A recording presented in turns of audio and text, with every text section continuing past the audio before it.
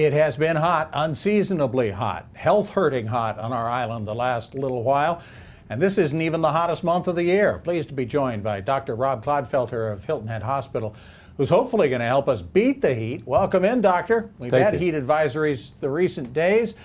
And we're talking heat strokes and heat exhaustion. First of all, maybe tell us the difference between the two. Sure. Heat illness is a spectrum of entities. Heat exhaustion occurs when someone is exposed to heat and is not adequately hydrated, or maybe exerting themselves too much, or maybe not acclimated. Medications, age come into play, but the worst situation is sticking it out and actually getting to a more serious condition called heat stroke, which is a life-threatening condition when the body is no longer able to thermoregulate.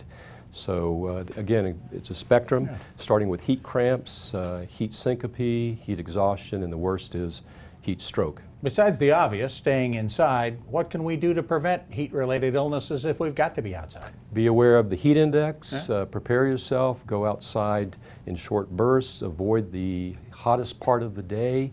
Many things you can do. Hydrate before and after being out of doors. Don't exert yourself in the prime heat. Are all good examples. We all think that children can take the heat probably better than we can.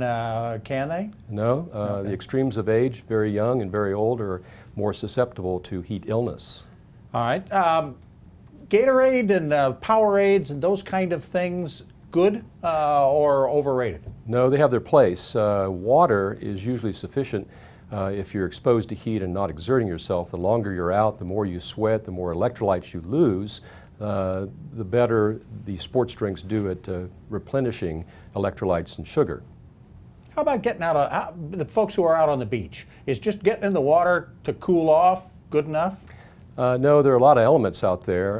Again, the heat index, the time of day, your health, the medications you take, your age, all come into play. Certainly staying cool, staying out of the sun, knowing the heat index, all of those things come into play, and being safe out there. And if we're with someone who begins to feel a little faint, what should we do?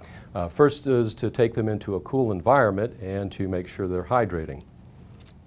That's pretty odd. And then, is there other things we can do for them and to help them? Yeah, encourage them not to go back out into the environment. Make sure that they're drinking, they're sitting down, have someone stay with them. Seek medical attention if they don't look well. Okay, and staying hydrated during the day is certainly something very important, I would imagine, for everybody, right? Very important. All right, thanks so much, Dr. Rob Clodfelter of Hilton Head Hospital. A lot of good help there. You're welcome.